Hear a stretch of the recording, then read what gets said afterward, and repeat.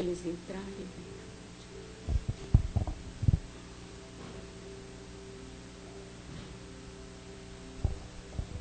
Bom, vamos então cumprimentando a todos aqueles que não pudemos cumprimentar, que todos tenhamos uma tarde excelente, não é? E possamos assim usufruir de todos os benefícios que o plano espiritual que nos assiste e que estão aqui todas as quartas-feiras, neste mesmo horário, e entretendo o seu carinho conosco, nos preparando para recebermos esse amparo, não é?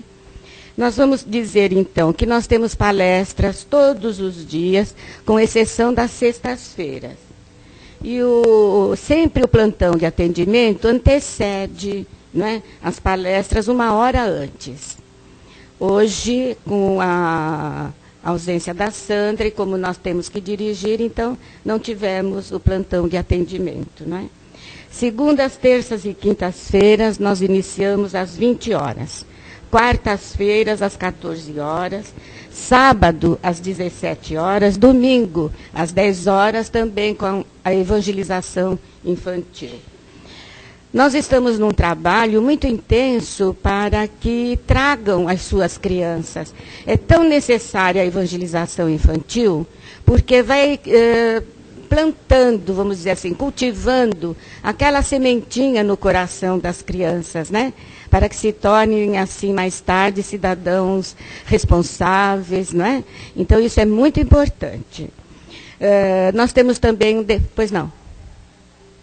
Olha, a partir dos 4 anos já pode, tá bom? Nós temos também um trabalho social, onde são distribuídas 60 cestas básicas com alimentos não perecíveis. E sempre nós pedimos a ajuda daqueles que frequentam a casa para ajudar a compor essas cestas, que a maioria é comprada, não é? Então, nós contamos com a colaboração de muitas pessoas e isso para nós é bastante proveitoso. A cada 15 dias, aos sábados, nós fazemos uma distribuição de lanche para moradores de rua, aqui nas imediações do metrô. Quem quiser colaborar conosco, trazendo lanchinho ou até distribuindo esse lanche, será sempre bem-vindo, não é? Vocês sabem que nós temos o nosso site, visitem o nosso site, mas não é para se acomodarem, não. Deixarem de vir, porque não é a mesma coisa. Ouvir é importante, estar aqui presente, mais importante ainda. Então, o nosso site é www.casadocaminhosantana.com.br, tá bom? Nós falamos online, não é? Pela internet, e aí estamos... Vamos, então, iniciando, né? Fazendo o nosso preparo, buscando aquela sintonia perfeita com o plano espiritual que nos assiste, trazendo para dentro do nosso coração todo o amparo que Jesus nos oferece, através do seu amor, sua aura brilhante que envolve todo o nosso globo. E os seus mensageiros são mensageiros de carinho, de amor, que se distribuem pela terra toda. E nos recantos, aonde o objetivo é falarmos a respeito do Evangelho, trazendo a boa nova a todos aqueles que se interessarem, com certeza estaremos sendo assistidos pelo Mestre amado e por todos os seus mensageiros, aqueles que comumente chegam aqui muito antes de nós, tenham cuidado de preparar o local, a fim de que nada possa atrapalhar, não é? Ou nada de negativo possa influenciar aqueles que aqui estão. E também compondo as equipes de trabalhadores que estão na Câmara de Passes, não é? Ali trabalhando equipes médicas, várias equipes, né, que colaboram no sentido de distribuir essas energias saudáveis, a fim de que todos sejam assim sustentados. Feito isto, então, agradecendo a oportunidade que nos reúne mais uma vez, agradecendo a esses amigos incansáveis, né? A Jesus, o nosso mestre de amor, nós vamos, então, iniciando a nossa reunião de hoje. E hoje a Maria Helena falará sobre o título já é bastante sugestivo, Em Meio de Lobos. Sejamos nós lobos ou cordeiros. Vamos ver então, vamos ouvi-la com toda atenção.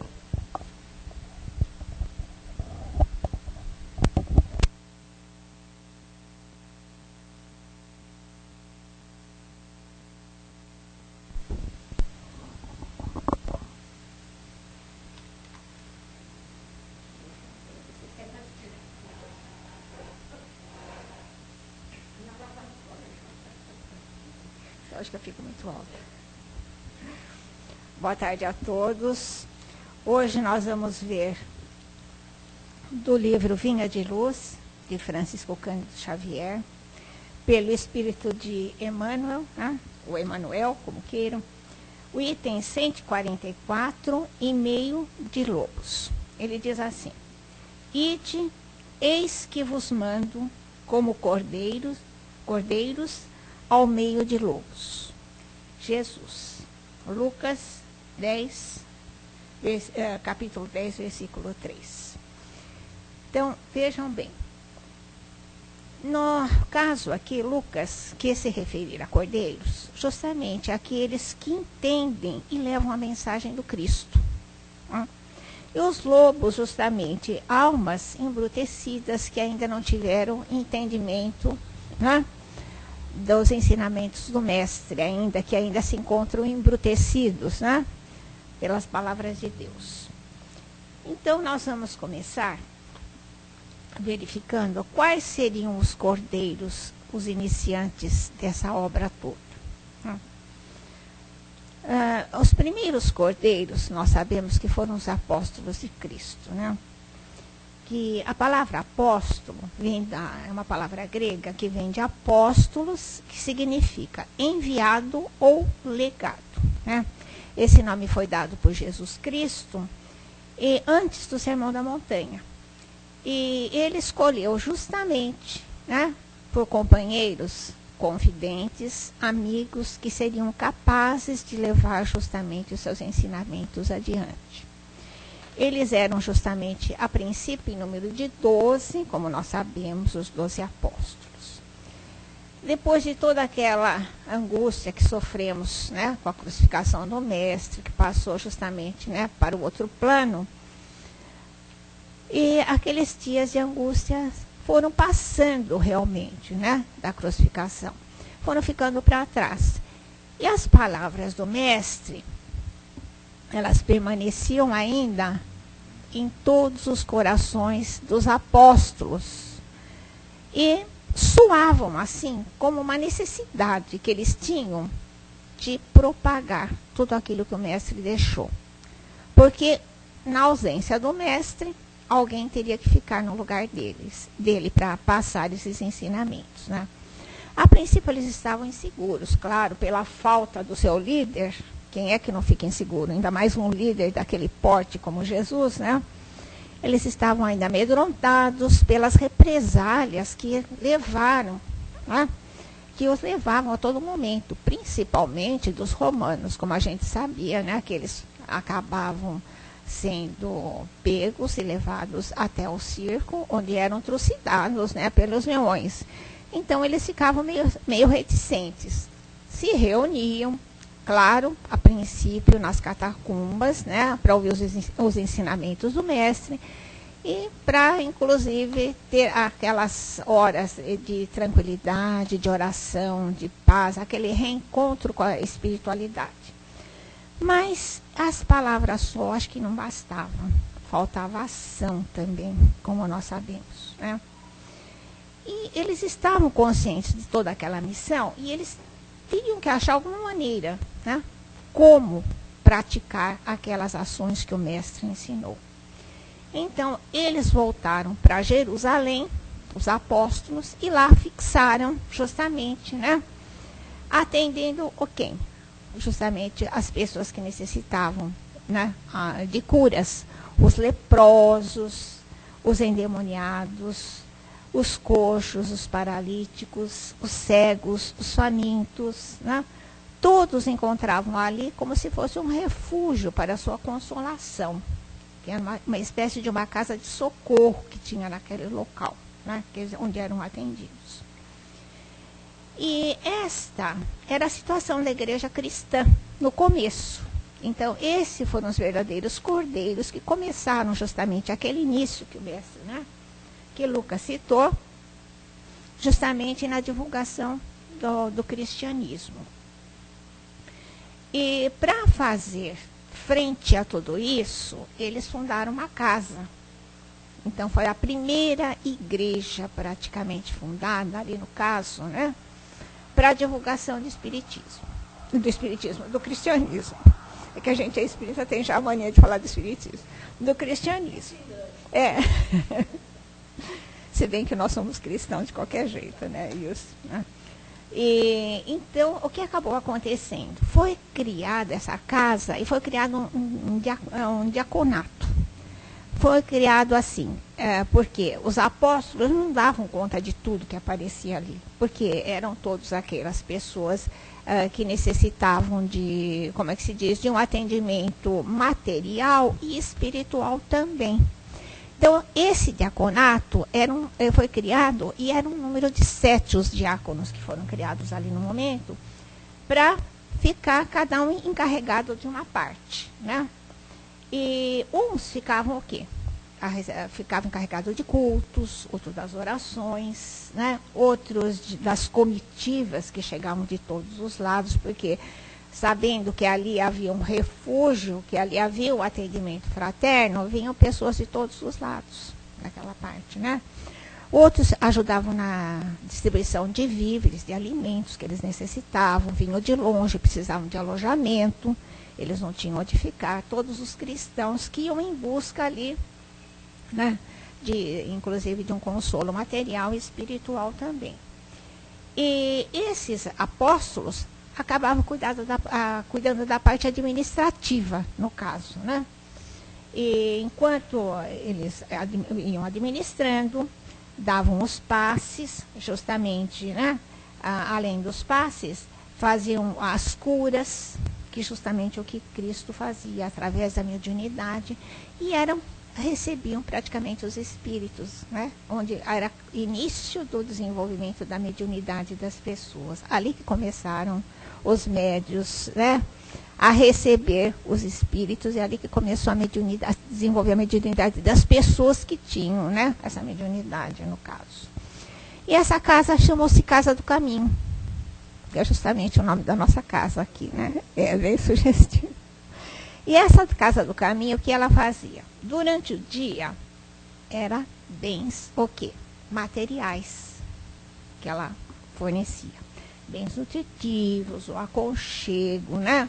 Um local onde eles pudessem ser acolhidos. E à noite, justamente, eram as instruções cristãs, as pregações que eram feitas, né? Então, nós verificamos que esses apóstolos, eles foram disseminando, né, através do seu evangelho, e os diáconos também ficavam encarregados disso. E um que se notabilizou muito ali, que se destacou bastante dos diáconos, foi Estevão, que nós conhecemos bastante, né, através do romance Paulo Estevão, né? Ele foi o primeiro grande líder, Estevão, né? E ele era assim, um líder e um grande médium. Ele tinha várias mediunidades, então ele atendia a muitos lá. Ele era judeu também, né? Provavelmente, mas de origem egípcia, né? Viveu longos anos em Atenas e frequentou diversas academias. Então, ele era muito culto, muito letrado, né? E ele conhecia profundamente as leis de Moisés e a história de todos os hebreus.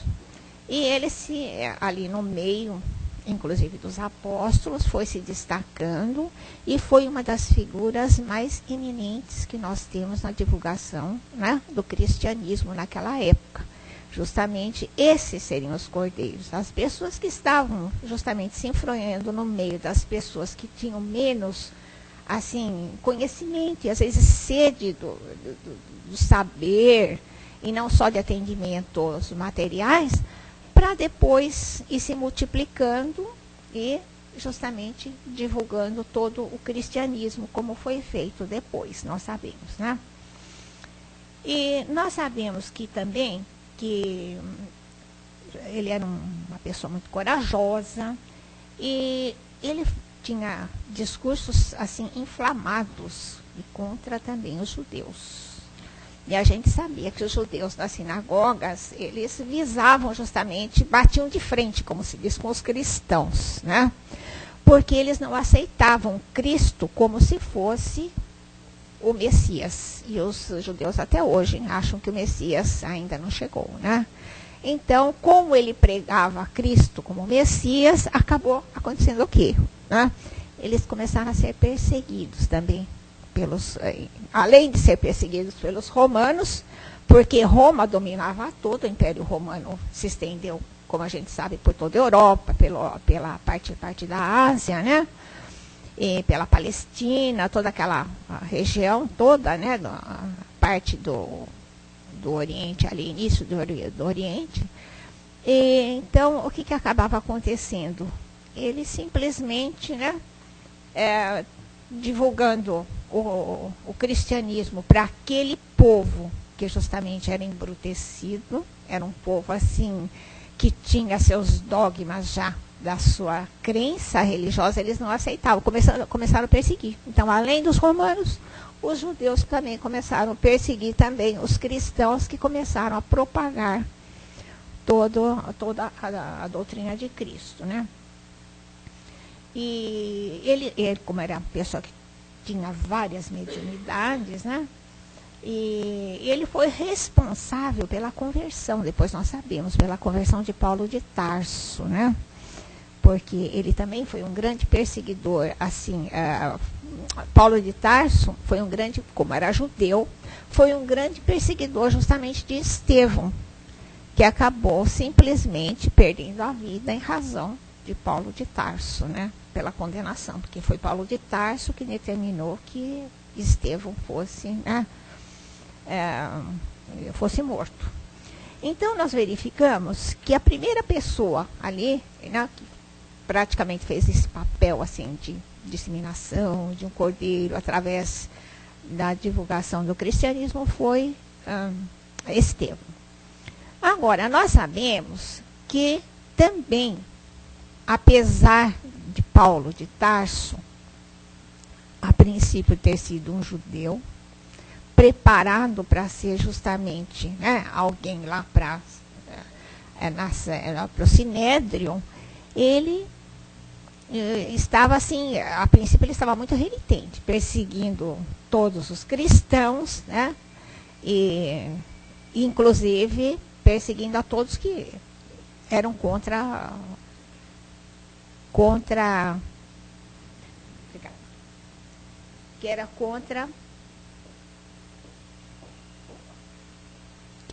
justamente a doutrina de Cristo, né? E nós sabemos que Paulo de Tarso, que foi futuro apóstolo também dos gentios, ele nasceu na cidade de Tarso. Ele também foi um desses disseminadores. Então, além de Estevão, temos Paulo de Tarso, né, que nasceu na cidade de Tarso, na Cilícia, que era a Ásia Menor, por volta do ano 5, né, 5, né, de Cristo. E hoje pertence à Turquia. E na época era anexado ao Império Romano, como nós dissemos, porque Roma praticamente tomou toda aquela parte, Europa, parte da Ásia toda, né, parte da Ásia. E ele era, a princípio, ele tinha sido criado numa educação rabínica, porque ele era um futuro rabino, né, que seria lá no Sinédrio. E ele teria voltado de Tarso para Jerusalém, Paulo, né? E naquela época ele era Saulo de Tarso, não era Paulo de Tarso. Depois que ele se transformou em Paulo de Tarso, né? Mudou o nome, né? E ele, nessa época, era um fariseu muito exaltado, perseguidor dos cristãos. E o que ele fazia, né? E de volta a Damasco, ele começou também a perseguir os cristãos, que obrigaram a todos quase a fugir para Jerusalém. Acabaram fugindo para Jerusalém. Mas, no fim, o que acabou acontecendo numa dessas vezes? Quando ele ia justamente na estrada de Damasco, acho que todo mundo já conhece bem, principalmente quem é espírita, sabe da história de Saulo de Tarso. Ele viu na sua frente uma luz que deixou completamente cego, que era Jesus que veio, né? E ele ficou tão assim, extasiado e se sentiu humilhado na frente dele pela luz que Jesus emitia e pela bondade que irradiava também, e fazendo cobranças, inclusive, dele, por que ele estava perseguindo todos daquela maneira. Naquela cobrança, ele caiu em si e ele ficou completamente cego também naquela hora. Perdeu totalmente a visão. Né? Ficou com a visão totalmente, assim, embaçada, cego, né? E daquela hora em diante, ele se transformou num profundo cristão, ali no caso, e passou a se chamar Paulo de Tarso, né?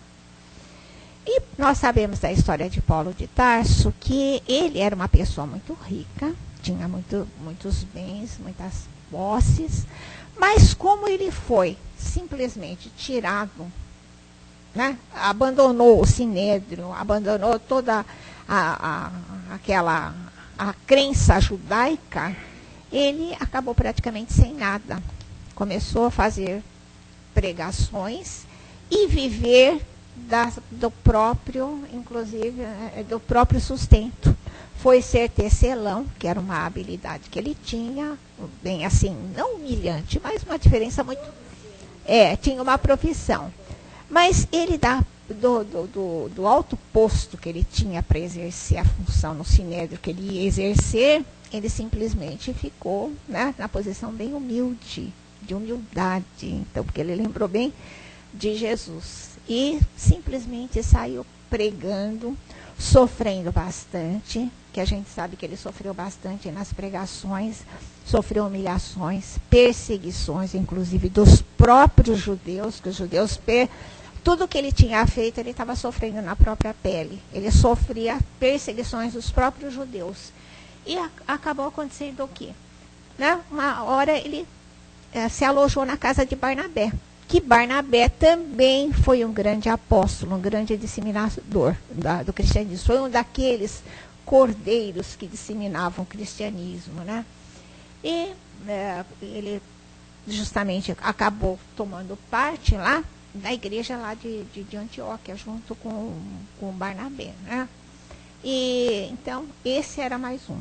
Depois nós temos Barnabé. E o Barnabé antecedeu a Paulo de Tarso, mas o mais famoso de todos, o mais, assim, inclusive disseminador cristão, foi Paulo de Tarso, de todos eles.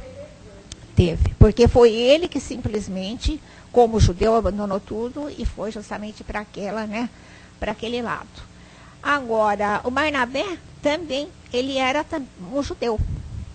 E era de origem cipriota. Ele conheceu o cristianismo também em Jerusalém, porque ele ia lá fazer justamente, ele viajava frequentemente para realizar negócios da sua família. Então, ele ia até Jerusalém para negociar. Era de família rica também, possuidora de extensas propriedades lá em Chipre. E ele acabou aderindo ao cristianismo, né? Através da disseminação ali dos próprios cristãos que estavam ali pregando, né, a boa nova, e vendeu toda a sua parte aos bens de família e se dedicou exclusivamente numa vida pobre, né, paupérrima inclusive, ajudando lá a disseminação do cristianismo. Ele foi um dos que acolheu Paulo de Tarso nas suas andanças, quando ele se converteu ao cristianismo, né. Ele foi um grande líder, né, era um exímio orador também. E ele mediunizado, ele inclusive dava palestra, encantando até as pessoas que o ouviam, né?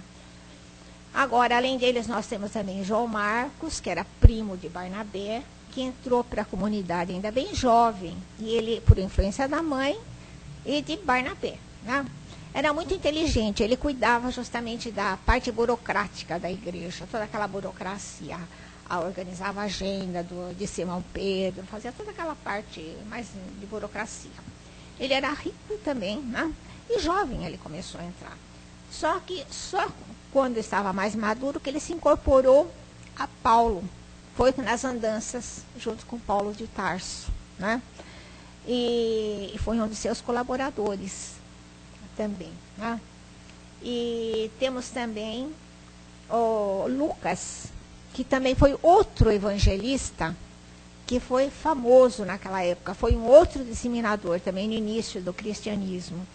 E Lucas era justamente evangelista, né? Lucas evangelista, ele era de Filipos, era uma importante colônia romana, e ele dominava bem o latim também, né? E ele conhecia muito pouco do judaísmo, mas ele falava e escrevia fluentemente o grego. E ele, no fim, ele foi o companheiro de Tarso, Paulo de Tarso, acompanhando Paulo de Tarso, porque ele era médico, então ele era médico de Paulo de Tarso. Acompanhando Paulo de Tarso, ele foi adquirindo aqueles ensinamentos e acabou também disseminando também toda aquela parte do cristianismo. Para a gente ver quantas pessoas, assim, praticamente têm, assim, estão enredadas uma nas outras e foram fazendo toda aquela disseminação, aquele papel, como se diz, de ovelhinha, né? Da divulgação do início do cristianismo, né? Mas o mais importante de todos eles foi Paulo de Tarso. E nós sabemos que tudo isso teve, inclusive, isso foi no início, os primeiros, né? Os primeiros divulgadores. Depois disso, muitos apareceram. Aí veio a igreja romana, no princípio muito boa, com boas intenções, divulgando o cristianismo. Mas depois foram tendo várias religiões praticamente, foram uma espécie foram se bipartindo, né, em várias religiões, inclusive o protestantismo, que houve várias, como é que se diz, me foge a memória, várias facções que acabaram também disseminando de uma maneira ou de outra, né? Acabaram disseminando toda essa parte do cristianismo. E foi durante todos os séculos, inclusive de 2000 anos para cá, nós verificamos quantos e quantos nós tivemos.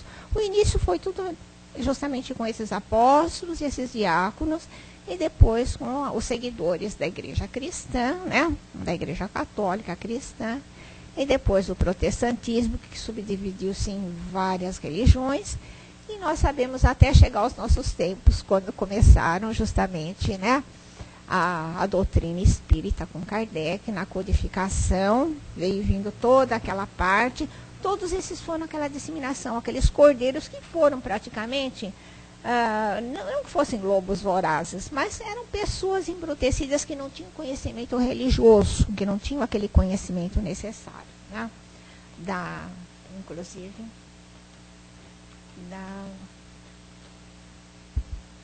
da essência do cristianismo. Agora, acontece que também nós, no Espiritismo, nós também, às vezes, nós fazemos assim, o papel, né, como é que se diz, de cordeiros, disseminando várias coisas. Mas muitas vezes a gente acaba falhando, porque lá eles faziam o seguinte, no início do cristianismo. Eles davam todo o que eles necessitavam de material, né, justamente faziam as curas, e principalmente a divulgação através das pregações, para que eles se convertessem, não ao cristianismo, mas se convertessem internamente, adquirindo justamente aquilo que o mestre falou: amar a Deus sobre todas as coisas e o próximo como a si mesmo. E a caridade, que simplesmente era deixada de lado. Mas muitas vezes nós, os espíritas, né, nós temos, assim, muitas oportunidades de ofertas como é que se diz, materiais. Mas nós nos sentimos carentes, às vezes, daquele amor desinteressado, daquele amor de servir. Então, nós temos que entender que assim que nós matamos a fome, cobrimos as pessoas nuas, damos medicamento aos doentes, tudo isso é feito de uma forma brilhante. Mas tem a outra parte que às vezes as pessoas se esquecem. Eles se dedicam tanto a essa parte material, e nos lembramos do apóstolo Paulo, né, que ele disse justamente o seguinte: ainda que eu distribuísse todos os meus bens para alimentar os pobres e não tivesse a caridade, de nada isso me valeria. Mas ele quis dizer não a caridade moral. O amor, a dedicação, a propagação da palavra de Cristo, que é justamente o amor ao próximo, e a caridade, não a caridade moral, aquela caridade de acolher as pessoas que necessitam de amor, de carinho, de aconchego e principalmente a instrução. Então, o que acaba acontecendo? Nós devemos nos espelhar o quê? Na casa do caminho, que foi o início, aquela casa do caminho, que dava a parte material durante o dia e à noite dava justamente aquelas instruções. Essas instruções não servem para quê? Para só ouvirmos? Não, para colocarmos em prática. Porque nada vale veja bem, se nós não conseguimos pelo menos praticar a caridade através das obras, né? Porque muitas vezes nós damos ênfase a essa parte assistencial. Toda essa parte assistencial, né? E nós esquecemos do quê? Da evangelização. E a evangelização é muito importante, porque através dessa evangelização é que nós conseguimos a nossa modificação e a modificação do próximo também. Porque é através dela que nós conseguimos enxergar os nossos erros, tentarmos corrigir, que às vezes é muito difícil, que não são poucos, porque nós não estamos no mundo de perfeição, né? Nós estamos num mundo muito imperfeito ainda. Precisamos nos espelhar muito nas virtudes de Cristo, né? E na humildade de Paulo de Tarso, que às vezes a gente esquece da humildade, né? Porque muitas vezes as pessoas fazem a caridade e acabam esquecendo da humildade, que é uma das principais virtudes, né?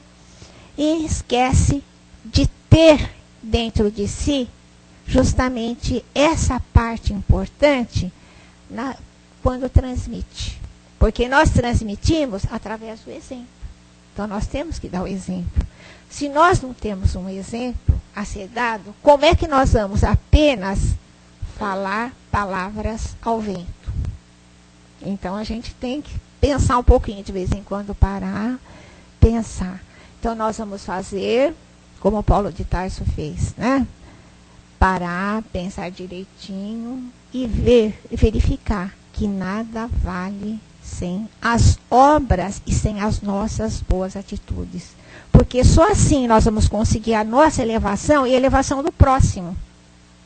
Porque não adianta nada nós pregarmos tanto, fazermos tantos cursos, se nós não praticamos aquilo que nós estudamos. Muitas vezes nós passamos batido por cima de muita coisa.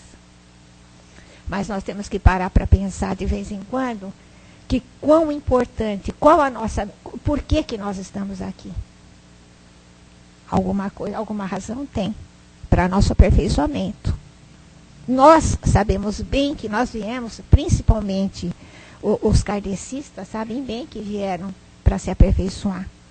Então essas virtudes, elas têm que ser praticadas. E não adianta apenas aprendermos através da evangelização. Né? Então, vale mais também a prática do bem. Então, sejamos todos divulgadores, justamente como cordeiros, né? Para as pessoas que ainda não entenderam, que não tiveram aquele conhecimento, que seriam lobos, entre aspas, porque pega até mal a palavra lobo, né? Dá a impressão de alguma coisa muito feroz. Mas as pessoas que não têm aquele conhecimento, para que nós possamos um dia também alcançarmos também a nossa evolução, porque senão não adianta nada. Nós só estarmos aqui, né, estudarmos bastante e não praticarmos nada. Certo? Muito bem. Ótimo. Nós sabemos que cordeiro não significa que nós vamos dar o pescoço ao carrasco, não é isso, né? Mas que nós tenhamos mansuetude, sejamos mansos, pacíficos, primeiramente nos pacificando interiormente, né? Criando condições de serenidade dentro de nós. Porque não adianta nada nós irmos à luta, a boa luta, se nós não estivermos perfeitamente convictos de que a fé é uma arma poderosa, né? Então, aí nós podemos enfrentar qualquer dificuldade de ânimo sereno. Isso que é ser cordeiro, né? Crer em Deus acima de tudo e confiar na administração governamental de Jesus. Nós nunca estamos sozinhos, nós temos os nossos anjos de guarda, nós temos aqueles que nos acompanham, aqueles que querem o nosso progresso e que tudo fazem para que possamos vencer as nossas próprias dificuldades, né? Isso é ser cordeiro, não é aquele que, né, que diz amém, que baixa a cabeça, que é submisso, não é isso, né? Nós não somos submissos, nós somos crentes, isso que é importante. Tá bom? Muito bem, muito obrigada, viu? Deixa eu ir para o meu tablado outra vez.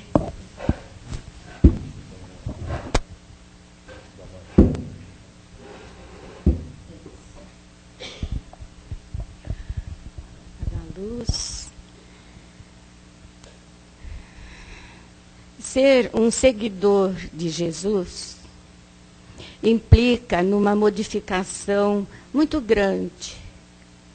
A partir do momento em que nós nos conscientizamos da veracidade de tudo isso que ouvimos, que estudamos, desse grupo de espíritos, são grupos imensos de espíritos que percorrem todos os recantos do mundo.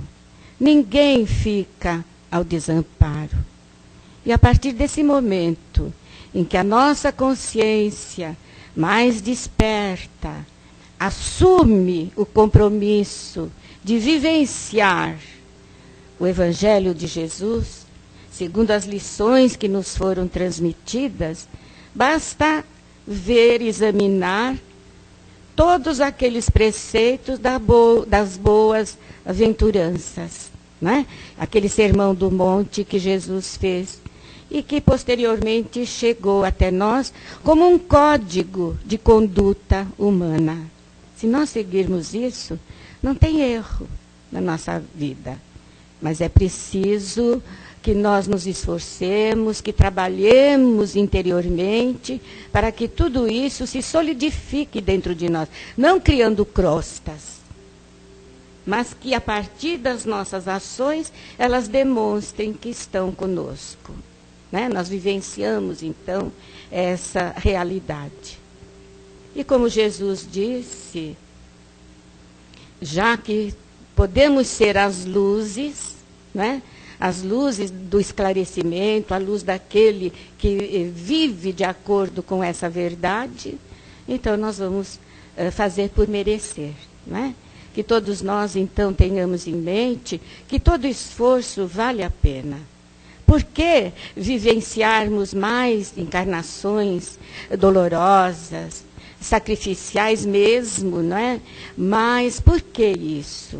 Não precisamos, como nós dissemos, darmos o pescoço ao algoz, né? Mas é viver de uma forma tal, tão serena, tão equilibrada, que tudo mais passa rápido. Ficamos aqui 60, 70, 80 anos, até 100 anos agora, né? Temos muitas vidas que passam dos 100 anos. Aproveitemos essa oportunidade, não vamos perder tempo com isso, não é? Então, já é Jesus falando ao nosso coração. Vamos então, assim, convictos dessa realidade, vivenciarmos o cristianismo puro, vivenciarmos de uma forma tal que todos possam ver em cada um de nós um apóstolo do Cristo. Não precisamos nos despojar daquilo que tenhamos, dos bens comuns, da nossa vida. Não precisamos fugir, nos trancafiarmos num convento. Não precisamos nada disso. Precisamos só dar testemunho daquilo que nós realmente acreditamos. E feito isto, nós estaremos, então, com Jesus logo mais. Quando nós vencermos essas dificuldades, com certeza Ele estará nos esperando de braços abertos para nós compormos aquelas equipes de trabalhadores fiéis do Cristo. Nesta tarde maravilhosa, onde esse sol ameno nos batiza, né? Nós vamos então, a partir de agora, vivenciar uma outra vida, renovando os nossos conceitos, retirando todos os preconceitos anteriores, né, que até hoje fizeram parte da nossa personalidade. Feito isto, vamos então, aproveitando mais uma vez esta tarde, logo mais nós estaremos distribuindo os passes. Como disse a princípio, muitas equipes de espíritos cooperadores de Jesus estarão ali, beneficiando a todos aqueles que receberem os passes, renovando as suas energias, trazendo paz aos corações. E assim, então, só temos que agradecer. Obrigada.